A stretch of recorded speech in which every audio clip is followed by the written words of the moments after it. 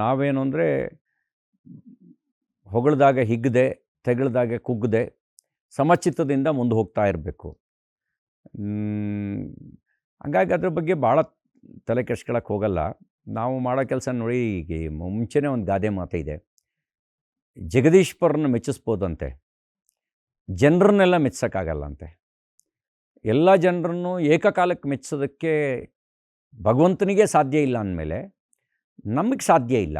ಆದರೆ ನಾವು ನಮ್ಮಿಂದ ತಪ್ಪಾಗಬಾರ್ದು ಅನ್ನುವಂಥ ಒಂದು ಮನೋಭಾವನೆ ಇಟ್ಕೊಂಡು ಕೆಲಸ ಮಾಡ್ತಾ ಹೋಗ್ತೀವಿ. ಕೆಲಸದಲ್ಲಿ ಗೊತ್ತಿಲ್ಲದೆ ತಪ್ಪಾಗ್ಬೋದು, ಆದರೆ ಗೊತ್ತಿದ್ದು ನಮ್ಮಿಂದ ತಪ್ಪಾಗಬಾರ್ದು ಅಂತ ನನ್ನ ಸಾರ್ವಜನಿಕ ಜೀವನದಲ್ಲಿ ಪಾಲಿಸಿರುವ ಪಥ್ಯ ಒಂದೇ, ಗೊತ್ತಿದ್ದು ತಪ್ಪಾಗಬಾರ್ದು. ಗೊತ್ತಿಲ್ಲದೆ 1000 ತಪ್ಪಾಗ್ಬೋದು, ಅಥವಾ ನಡೆಯುವ ವೇಗದಲ್ಲಿ ಎಡವ್ಬೋದು, ಆದರೆ ಗೊತ್ತಿದ್ದು ತಪ್ಪು ಮಾಡಬಾರ್ದು ಅನ್ನೋದು ನಾನು ಪಾಲಿಸ್ಕೊಂಬಂದಿರುವಂಥ ಒಂದು ಪಥ್ಯ.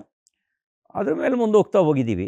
ಉಳಿದಿದ್ದೆಲ್ಲ ಜನರಿಗೆ ಬಿಟ್ಬಿಡ್ತೀವಿ. ಕೆಲವು ಸರಿ ಅದೇ ಜನ ಹೊಗಳ್ತಾರೆ, ಕೆಲವು ಸರಿ ಅದೇ ಜನ ತೆಗಳ್ತಾರೆ. ಸಮಚಿತ್ತದಲ್ಲಿ ಸ್ವೀಕಾರ ಮಾಡ್ತಾ ಮುಂದೆ ಹೋಗಿದ್ದೀವಿ. ನಿಮ್ಮ ತಂದೆಯವರ ಸಲಹೆ ಏನಾಗಿತ್ತು? ನಮ್ಮ ಫ್ಯಾಮಿಲಿನಲ್ಲಿ ಯಾರೂ ರಾಜಕೀಯ ಹಿನ್ನೆಲೆ ಇರೋರು ಇಲ್ಲ. ಅವರೆಲ್ಲ ಯಾವುದೋ ಪಾರ್ಟಿಗೆ ವೋಟ್ ಹಾಕುವ ಮತದಾರರಾಗಿದ್ದರು, ವೆಲ್ ವಿಷರ್ಸ್ ಆಗಿದ್ದರು. ಆದರೆ ರಾಜಕೀಯ ನೇತೃತ್ವ ಅಥವಾ ವಹಿಸಿದಂಥವ್ರು ಯಾರೂ ಆಗಿರಲಿಲ್ಲ. ನಾನು ರಾಜಕಾರಣಕ್ಕೆ ಬಂದು BJP ಜವಾಬ್ದಾರಿ ತೊಗೊಂಡು ಬೂತ್ ಅಧ್ಯಕ್ಷ ಆದೆ. ಆವಾಗ ನನಗೊಂದು ಬೂತ್ ಅಧ್ಯಕ್ಷ ಅಂತಂದರೆ ಅವತ್ತೊಂದು ಬಾವುಟ ಕೊಟ್ಟರು ನಮಗೆ. ನಾನು ಮನೆ ಮುಂದೆ ಬಾವುಟ ಕಟ್ಟಿದ್ದೆ. ನಮ್ಮಪ್ಪ ಕೇಳಿದ್ರು, ಯಾವುದೋ ಪಾರ್ಟಿ ಇದು ಅಂತ. BJP ಎಂದೆ. ಯಾರಿದ್ದಾರೆ ಅಂತ ಕೇಳಿದ್ರು. ನಾನು ವಾಜಪೇಯಿ, ಅದ್ವಾನಿ ಅಂದೆ. ಅದೆಲ್ಲ ಅಲ್ಲಾಯ್ತು, ಇಲ್ಲಿ ಯಾರಿದ್ದಾರೆ ಅಂದೆ. ಯಡಿಯೂರಪ್ಪ ಅಂದೆ. ನಿಮ್ದು ಯಾವ ಸೀಮೆ ಪಾರ್ಟಿ, ನೀ ಜೀವನದಲ್ಲಿ ನಿಮ್ಮದಲ್ಲಿ ಯಾವ ಅಧಿಕಾರಕ್ಕೆ ಬರುತ್ತೆ, ದೇವೇಗೌಡರನ್ನ ಪಾರ್ಟಿಗೆ ಸೇರ್ಕೋ ಅಂತ ಹೇಳಿದರು ನಮ್ಮ ತಂದೆ.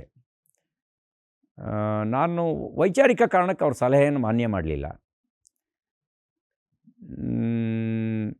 ಅವ್ರ ದೃಷ್ಟಿಯೊಳಗೆ ಅವತ್ತು ಪ್ರಬಲವಾಗಿದ್ದಂಥ ಜನತಾ ಪಾರ್ಟಿ, ಆ ಕಾರಣಕ್ಕೆ ನಾನು ದೇವೇಗೌಡರ ಪಾರ್ಟಿ ಸೇರಬೇಕು ಅಂತ ಅವರ ಆಸೆ ಇತ್ತು.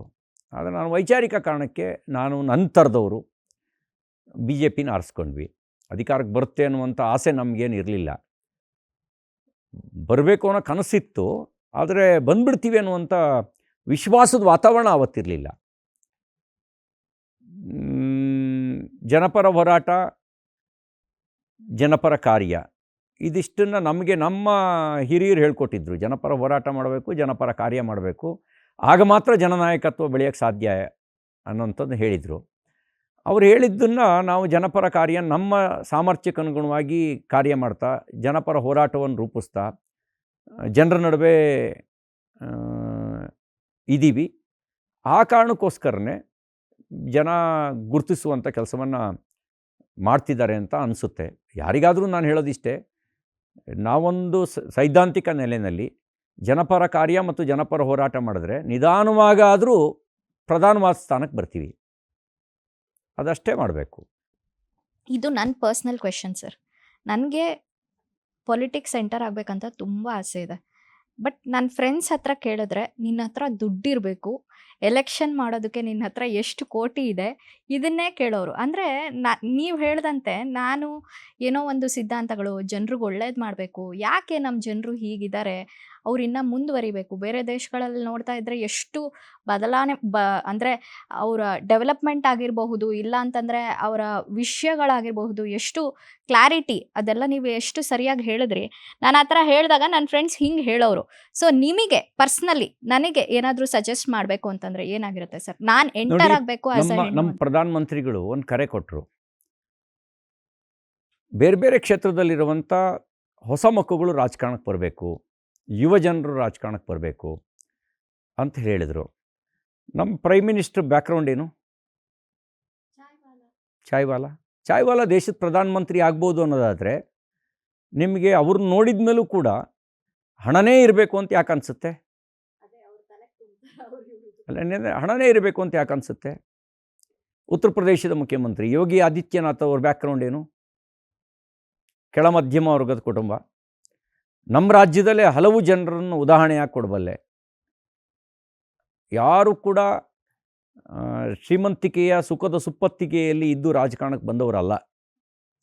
ಹಾಗಾಗಿ ಅದಿರಬೇಕು ಅಂತ ಅನ್ನೋದು ಒಂದು ಭ್ರಮೆ.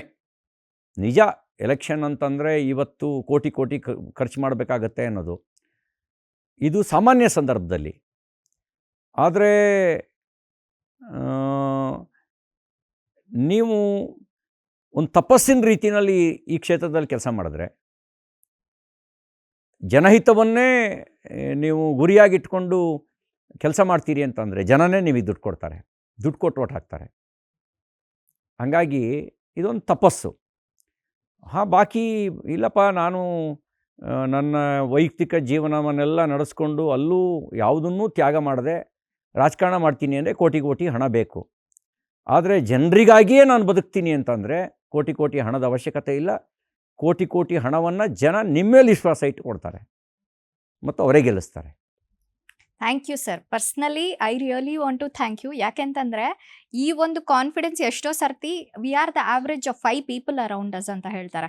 ನಾವು ಯಾರ ಜೊತೆ ಇರ್ತೀವಿ ಅವ್ರ ಥರನೇ ಆಗ್ಬಿಡ್ತೀವಿ ಅಂತ. ಎಷ್ಟೋ ಸರ್ತಿ ನಮ್ಮ ಒಂದು ಡ್ರೀಮ್ಸ್ ಆಗಿರ್ಬೋದು ಅಥವಾ ನಮ್ಮ ಒಂದು ವ್ಯಾಲ್ಯೂಸ್ ಆಗಿರ್ಬೋದು, ನಮ್ಮ ಒಂದು ವಿಷಯಗಳಾಗಿರ್ಬೋದು, ನಮ್ಮ ಸುತ್ತಮುತ್ತ ಇರುವಂಥ ಜನರೇ ಅದಕ್ಕೆ ಕೊಳ್ಳಿ ಇಟ್ಬಿಡ್ತಾರೆ. ಸೊ ಬಟ್ ನೀವು ಎಕ್ಸ್ಟರ್ನಲಿ ನೀವು ಪ್ರತಾಪ್ ಸಿಂಹ ಅವ್ರನ್ನ ಕೇಳಿ, ನೀವು ಮೈಸೂರಿಗೆ ಹೋಗಿ BJP ಕ್ಯಾಂಡಿಡೇಟ್ ಆಗಬೇಕಾದ್ರೆ ನಿಮ್ಮ ಅಕೌಂಟಲ್ಲಿ ಎಷ್ಟು ದುಡ್ಡಿತ್ತು ಅಂತ ಅವರೇ ಒಂದು ಇಂಟರ್ವ್ಯೂನಲ್ಲಿ ಹೇಳಿದ್ದಾರೆ. 35,000 ರೂಪಾಯಿ ಇತ್ತು ಅಂತ. 35,000 ರೂಪಾಯಿಯೂ ಖರ್ಚು ಮಾಡದೆ MP ಆದರು. ಹಾಗಾಗಿ ಇದಕ್ಕೆ ಬೇಕಾಗಿರ್ತಕ್ಕಂಥದ್ದು ಡೆಡಿಕೇಶನ್, ಹಾರ್ಡ್ ವರ್ಕ್. ನಮ್ಮ ಅವತ್ತಿನ ಹೋಬಳಿ ಅಧ್ಯಕ್ಷರಾಗಿದ್ದಂಥ ನಿವೃತ್ತ ಸೈನಿಕರಾಗಿದ್ದಂಥ ಕುಟಪ್ಪನವರು, ದಿವಂಗತ ಕುಟಪ್ಪನವ್ರಿಗೆ ಇವತ್ತು ಬದುಕಿಲ್ಲ ಅವರು. ನನ್ನ ಬೂತ್ ಅಧ್ಯಕ್ಷನ ಮಾಡಬೇಕಾದ್ರೆ ಹೇಳಿದರು, ಹಾರ್ಡ್ ವರ್ಕ್ ಆ್ಯಂಡ್ ಹಾನೆಸ್ಟ್ ಅಂತ ಹೇಳಿದ್ರು. ಪಕ್ಷನಿಷ್ಠೆ ಮತ್ತು ಪರಿಶ್ರಮ ನೀನನ್ನು ಎತ್ತರಕ್ಕೆ ಏರಿಸುತ್ತೆ ಅಂತ ಹೇಳಿದರು. ನನ್ನಲ್ಲಿ ಏನು ಕಂಡಿದ್ರೋ ಗೊತ್ತಿಲ್ಲ, ನೀನು ದೊಡ್ಡ ಲೀಡರ್ ಆಗ್ತೀಯ ಅಂದರು. I was booth president 1988. ಆವಾಗ ಅವ್ರು ಹೇಳಿದ ಮಾತು, ನೀನು ದೊಡ್ಡ ಲೀಡರ್ ಆಗ್ತೀಯ ಅಂತ ಹೇಳಿದರು. ಅವ್ರು ಹೇಳಿದ ಎರಡೇ ಮಂತ್ರ, ಹಾರ್ಡ್ ವರ್ಕ್ ಆ್ಯಂಡ್ ಹಾನೆಸ್ಟ್. ಪರಿಶ್ರಮ ಮುಂದೆ ಹೋಗಲಿಕ್ಕೆ ಸಹಾಯ ಮಾಡುತ್ತೆ. ಹಾಗೆಯೇ ಪಕ್ಷನಿಷ್ಠೆ, ಅದು ಪ್ರಶ್ನಾರ್ಥಕವಾಗಿದ್ದಾಗ ಅವಕಾಶಗಳನ್ನು ಒದಗಿಸ್ಕೊಡುತ್ತೆ. ಕೆಲವೊಮ್ಮೆ ಸಾಂದರ್ಭಿಕವಾಗಿ ಹಿನ್ನಡೆ ಆಗ್ಬೋದು, ಅದು ಸಾಂದರ್ಭಿಕ ಹಿನ್ನಡೆ. ಆದರೆ ಪಕ್ಷನಿಷ್ಠೆ ಮತ್ತು ಪರಿಶ್ರಮ ಯಾವ ಎತ್ತರಕ್ಕೆ ಬೇಕಾದ್ರೂ ತೊಗೊಂಡು ಹೋಗುತ್ತೆ.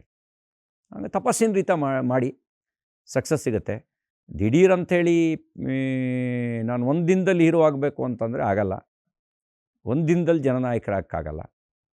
It will take a time.